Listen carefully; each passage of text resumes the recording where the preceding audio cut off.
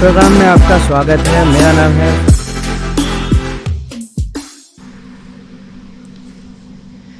Advocate पीडिया cast में आपका स्वागत है। मेरा नाम है फयाज़ खालिद और आज के जो गेस्ट हैं वो बहुत ख़ास हैं। इनका नाम है नितेश मेहरा। नितेश मेहरा जी, आपका बहुत बहुत स्वागत है इस प्रोग्राम में। Thank you. और आज का जो प्रोग्राम है और जो टॉपिक है वो बहुत ख़ास है, जो आज ट्रेंड में चल रहा है एडीआर। हम उस मसले पे आज बात करेंगे। तो मैंने आपके लिए टोटल 22 क्वेश्चन प्रिपेयर किए हैं। मैं चाहता हूँ उन क्वेश्चंस का आप जवाब दें वन बाय वन। और जो सारे क्वेश्चंस हैं वो क्वेश्चंस हैं जो मोस्टली यंग जनरेशन लॉयर्स जो हैं वो चाहते हैं कि इसका जवाब हमें सटीकता से मिले। और इसी के लिए वन बाय वन जो क्वेश्चंस हैं मैं आपसे पूछूंगा, आप उनका जवाब देंगे। तो उससे पहले मैं चाहता हूँ आप अपने बारे में थोड़ा सा बताएं गेस्ट को, ताकि वो जाने कि आप एक्चुअली कहाँ प्रैक्टिस करते हैं, कितने साल से कर रहे हैं और आपके स्पेशलाइजेशन किस सब्जेक्ट्स और किस प्रैक्टिस एरिया में हैं। तो if you talk about me, मेरा नाम नितेश मेहरा है एंड मैं Delhi high court bar association में मेंबर एग्जीक्यूटिव भी हूँ करंटली। और पिछले 17 साल से मैं प्रैक्टिस कर रहा हूँ। तो मुझे प्रैक्टिस में 17 साल हो गए और काफ़ी एरियाज़ ऑफ लिटिगेशन मैंने हार्डकोर प्रैक्टिस करी है। और अब रिसेंटली मैं आर्बिट्रेशंस काफ़ी तरह की देख रहा हूँ और एडीआर जैसे कि अल्टरनेटिव डिस्प्यूट रेजोल्यूशन भी कहते हैं, जो आपका आज का टॉपिक है, तो उसमें भी मैं काफ़ी काम कर रहा हूँ। तो it's been more than a decade, काफ़ी टाइम हो गया है लिटिगेशन में। तो एडीआर जो आज आपका टॉपिक है, इस बारे में आपके व्यूअर्स को बताने आया हूँ। जैसे कि आपने कहा कि सवाल बना रखे हैं 22, तो जैसे जैसे आप सवाल पूछेंगे तो उनका मैं आंसर देता रहूँगा। बहुत बहुत शुक्रिया sir. So my first question is, could you briefly explain what arbitration and mediation mean in the legal context. तो अगर आप इसका बेसिक आंसर जानना चाहते हैं तो आई विल से कि arbitration is a binding process और मीडिएशन में एक न्यूट्रलाइज्ड थर्ड पार्टी होती है जो दोनों पार्टी के बीच का फैसला कराती हैं, समझौता कराती हैं। तो दोनों में डिफरेंस यही है कि एक प्राइवेट प्रोसीडिंग्स की तरह चलता है और दूसरा कोर्ट रेफरेंस से भी चलता है और प्राइवेट मीडिएशन से भी चलता है। So a basic difference if you talk to me about both of them is like one is another limb of litigation, जबकि दूसरा is to avoid the litigation. Okay जी।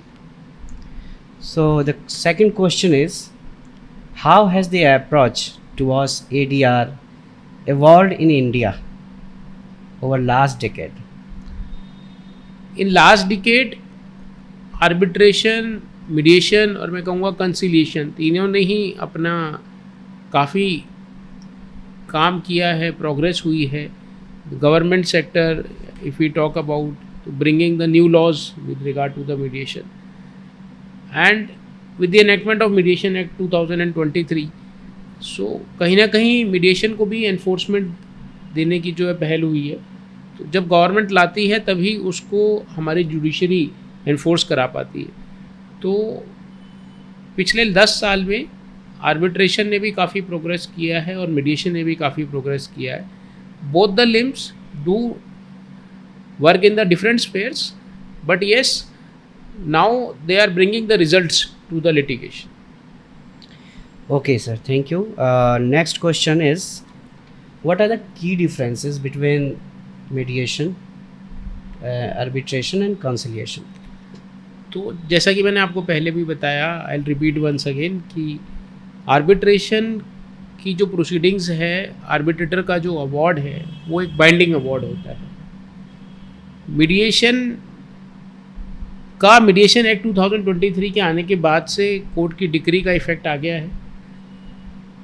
और तीसरा कॉन्सिलिएशन, जिसमें सजेशन दिया जाता है कंसिलिएटर के द्वारा, which is come out of arbitration and conciliation act 1996।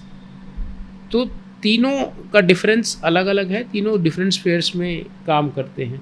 But in तीनों को जो एक module, if you say one umbrella if we call it, तो that's an alternative dispute resolution. Okay sir, how effective it is, the Arbitration and Conciliation Act in resolving commercial disputes? So, as far as effectiveness is concerned, some big names like Reliance, Future Group, Amazon Group, many of them has come ahead to resolve their disputes through arbitration,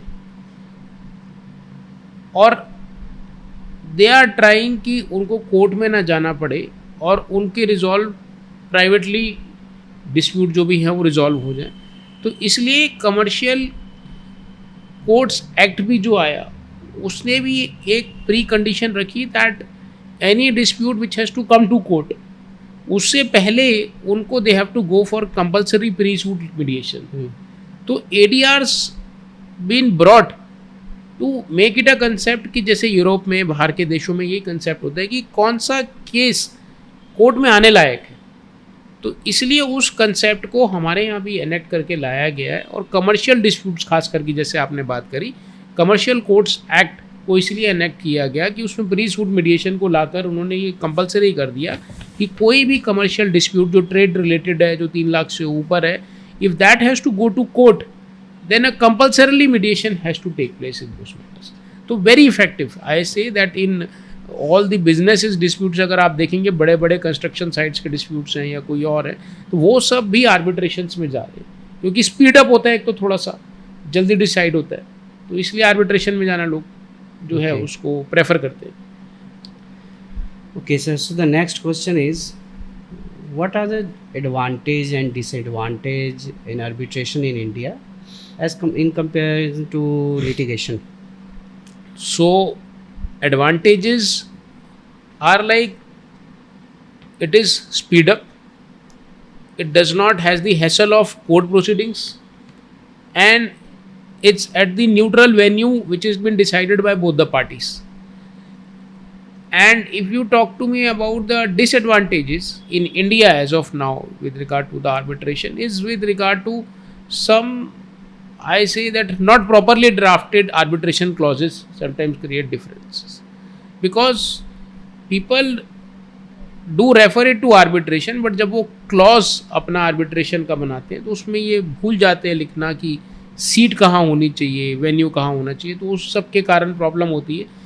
And when the judicial interference is there, so sometimes arbitration also get delayed, because the mode ADR is basically to give an alternative dispute resolution which has been all legally approved by the statutory authority, but at the same time there are certain difficulties and obstacles.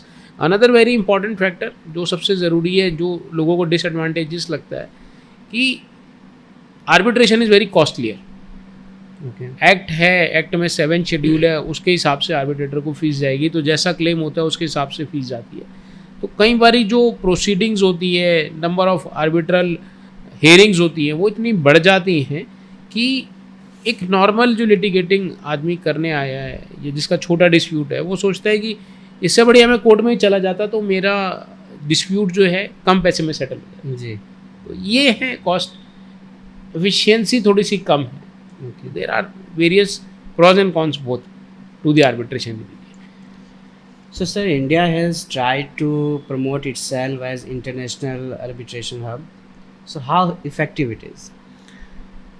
See, India is now trying to become a neutral seat for arbitration for the international commercial disputes. हालांकि उस चीज़ तक पहुंचने में अभी काफ़ी समय लगेगा। जैसे कि काफ़ी लोग सिंगापुर को आज भी प्रेफर करते हैं is a neutral seat of arbitration. अभी वोडाफोन का डिस्प्यूट हुआ था, so then they also prefer the Singapore as the neutral seat of arbitration.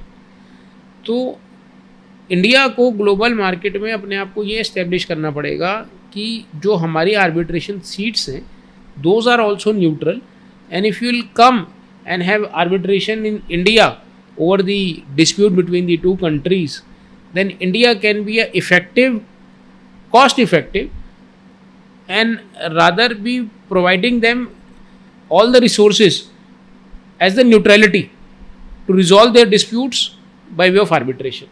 So once ये formula आ गया, तो then India would also become an hub for international arbitration, which I think would be a boom for the litigation sector.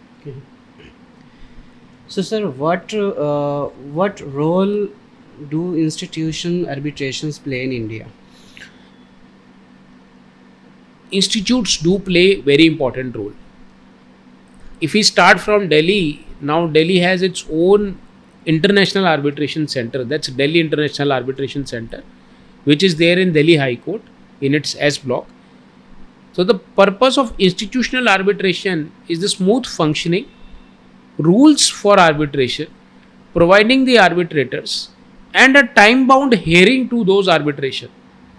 MCIA, DIAC are one of those two effective institutional arbitration in India, which actually helping the people to approach to the arbitration as a mode of alternative dispute resolution. So, therefore, institutional arbitration provides the rules and regulations for deciding the arbitration in India. Okay.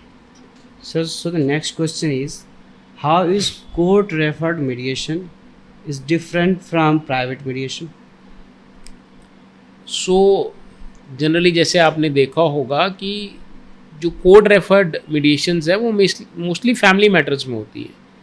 तो family matters, matrimonial matters जो होते हैं, तो उसमें the जजेस are trained in a way that first it has to be resolved by sending it to a counsellor, then by sending it to a trained mediator which sits between both the parties, listen both the parties, give time to them in a separate sessions, and then they ask that what is the problem between the parties. That is called a court referred mediation, where a form is given to both the parties. दोनों को form दिया जाता है, दोनों अपनी सहमति देते हैं, उसके बाद आर्बिट्रेशन के लिए रेफर किया जाता है. प्राइवेट रेफर्ड मीडिएशन की अगर आप बात करें मेरे से, तो it's more of property matters. Property matters में लोग जो है एक न्यूट्रल थर्ड पर्सन को, किसी को भी मीडिएटर बिठा लेते हैं. आजकल दिल्ली गवर्नमेंट ने भी दिल्ली मध्यस्थता केंद्र जो है वो भी स्टार्ट किया है. तो those are private referred disputes. That is different from the mediation, because court mediation जो रेफर्ड होता है उसमें आपको एक फॉर्म साइन करना पड़ता है. फिर in a private mediation reference you don't have to sign any form of any type. But now आजकल आपने देखा होगा कि काफ़ी ग्रुप्स ऐसे बन गए हैं जो मीडिएशन को प्रमोट कर रहे हैं. सो प्राइवेट रेफर्ड मीडिएशंस भी अब काफ़ी स्टार्ट हो गई. So in private mediation, generally lawyers are appointed as a mediator. Lawyers as well as the retired judges are also appointed as the mediators. यही देखा जाता है कि जिस आदमी ने मीडिएशन में काम किया हो, जो एज अ मीडिएटर रहा हो, या जिसको जुडिशियल डिस्प्यूट्स रिजॉल्व करने का एक्सपीरियंस हो, that person should be appointed as a mediator, because he would see the disputes from that perspective, that how to get them settled between the parties. So this, what significant changes do you see in Mediation Act 2023? So the very major change, अगर आप बात करते हैं कि सबसे important major aspect क्या रहा, तो I'll say that after the enactment of Mediation Act 2023, the mediation decree has been given the effect of a, rather settlement has been given an effect of a court decree, जिसको आप execute करा सकते हैं. So that's the one very important change which has come in the mediation. Okay, so the next question is, what is the enforceability of a mediated settlement in India, and has the legal framework improved? देखिए, sanctity तो बढ़ी गई है जैसे ही act enact हो गया है. अब कानून बन गया है तो उसके दायरे में रह के मीडिएशन होंगी, और मीडिएशन को कानून का साथ भी मिलेगा, एग्जीक्यूशंस भी होंगी, और लीगल फ्रेमवर्क तो इसलिए इंक्रीज हो ही गया है, बढ़ गया है कि सिंस एक स्टैट्यूटरी रिकॉग्निशन मिल गई है मीडिएशन को. So India is now promoting all the disputes which are of petty nature, कि उन सबको मीडिएशन से सेटल कराया जाए. उसमें आपके दिस ट्रैफिक चलान्स जिनके लिए लोक अदालत लगती है, उसको सॉल्व कराया जाता है. और आजकल Delhi high court recently has come out with a circular where all those matters which they seem to be की मीडिएशन से सेटल हो सकते हैं, तो they are bringing all those matters under one जज, एंड देन जज कॉलिंग ऑल द पार्टीज, एक एक बार सबको बुला रहे हैं और उनसे पूछ रहे हैं कि अगर ये मैटर मीडिएशन में सेटल हो सकते हैं तो they are sending it to mediation. So court is also very working very effectively to implement it in a legal framework कि that people should go ahead और वो ये सोच के mediation में ना जाए कि कौन जीता और कौन हारा. Rather the mediation should be collaborative and creative. Okay, so how judiciary has support or hindered in growth of ADR mechanism? See, judiciary has always given a push to the ADR. If you say that judges or the Supreme Court, High Court, they always see कि mediation को promote कराया जाए.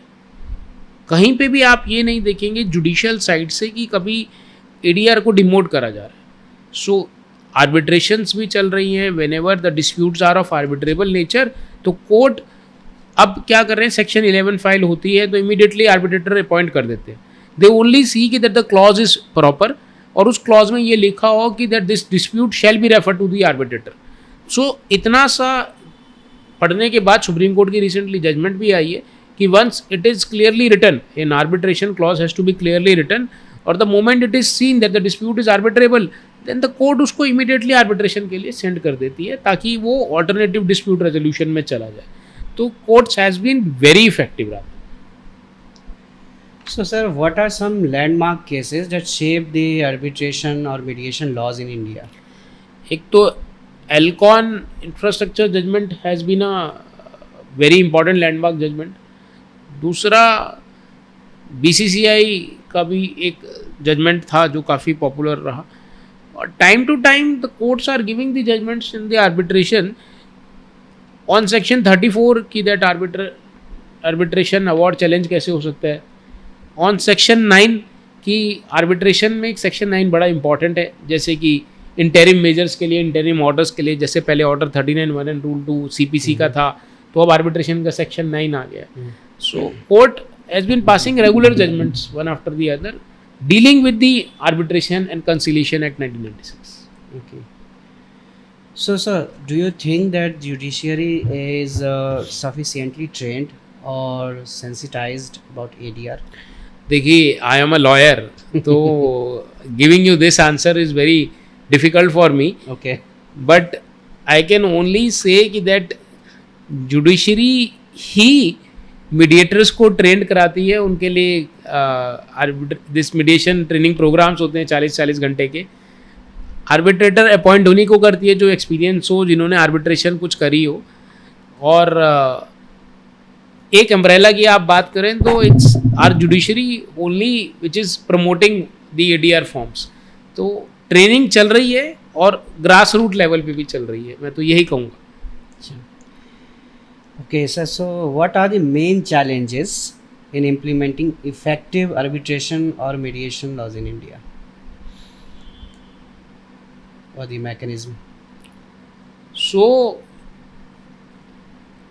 the only thing which comes into my mind is, अगर आप international arbitration पे जाएंगे that कि arbitration है क्या, तो it says that minimum judicial interference. Arbitration is a mechanism in itself, is an act in itself, is a procedure in itself. In its literal sense, an arbitration is a binding process amongst the parties where a private judge decides the disputes between the parties and it has its own mechanism. So जितना उस mechanism में interference कम होगा उतना ही effectiveness उसकी बहुत ज़्यादा बढ़ेगी. सो arbitral tribunals, supreme court जजेस भी होते हैं, रिटायर्ड हाई कोर्ट जजेस भी होते हैं, अब हमारे लॉयर्स भी होते हैं.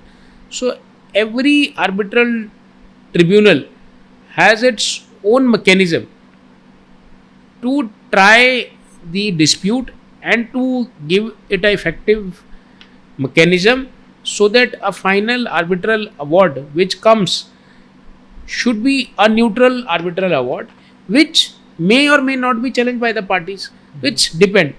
Challenges की अभी आप बात करें तो वही I'll say again कि that arbitral clause has to be properly drafted.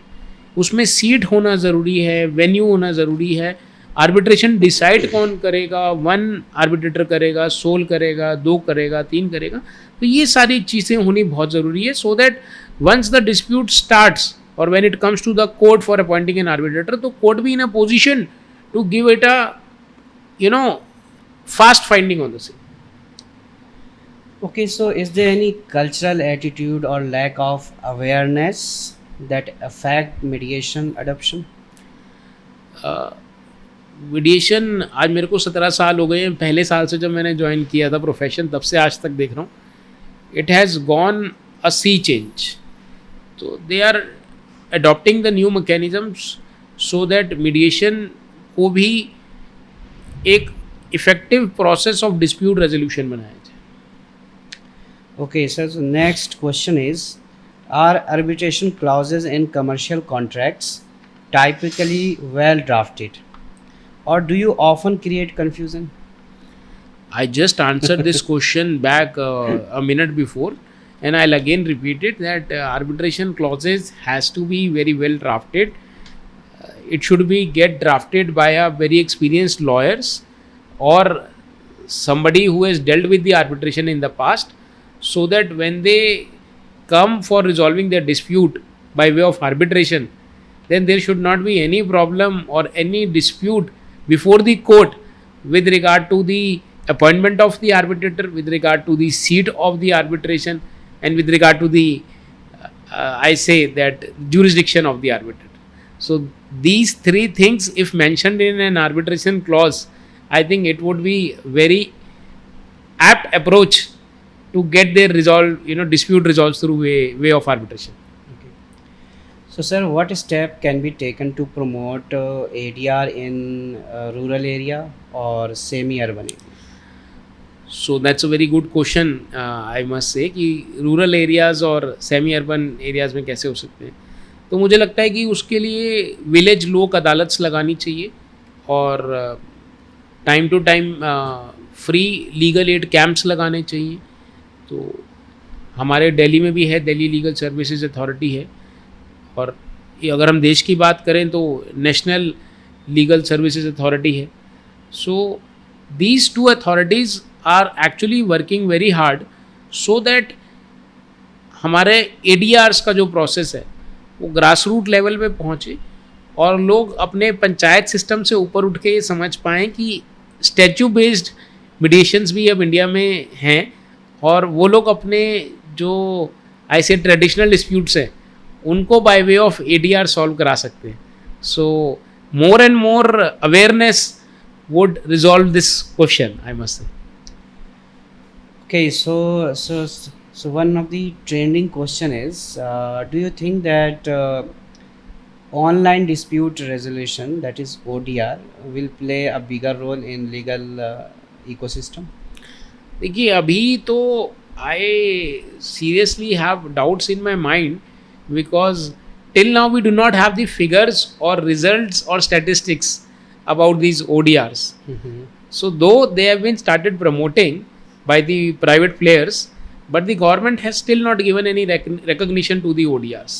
तो अभी जब तक गवर्नमेंट ODRs को recognition नहीं देती, I must say it also needs again procedural rules and regulations that how it will be followed, how it would be governed and how it would be implemented. So जब तक किसी चीज़ की implementation को legal backup ना मिले तब तक उसकी effectiveness I must say कि it will take some more time to get develop in India. Okay, so another questions is related to student and colleges, that how can a law school prepare their student for the better future and dominating dispute resolution through ADR? For law schools, I must say that they can send their law students to the trained mediators. They can send them to the arbitration proceedings. They can even collaborate with the institution arbitrations, so that all these students, by going into the different mode of mediation, conciliation or arbitration, can then understand that this is also a limb of litigation by which the disputes can be resolved. And once this young generation will be told that mediation is basically on a fact that where nobody lose or where nobody wins, it's a settlement between the parties on a neutrality. And when they'll go for arbitration, then they'll realize that there is another limb of litigation where you can decide your own venue and place, and where you can come in your semi-formal clothes, and where you can have your rules of own arbitration, is a tribunal formulated. So जितना मैं यही कहूँगा students को exposure मिलेगा, different internships करने का मौका मिलेगा, उतना ही वो अल्टरनेटिव डिस्प्यूट रेजोल्यूशन को समझ पाएंगे. यही मैं आपके माध्यम से स्टूडेंट्स को बताना चाहूँगा. So the question relates to you now. What led you to such interest in arbitration and mediation? मैं अभी तक मीडिएटर बना नहीं हूँ, अच्छा. बट मैंने बहुत सारे मीडिएशन से डिस्प्यूट्स रिजॉल्व कराए हैं.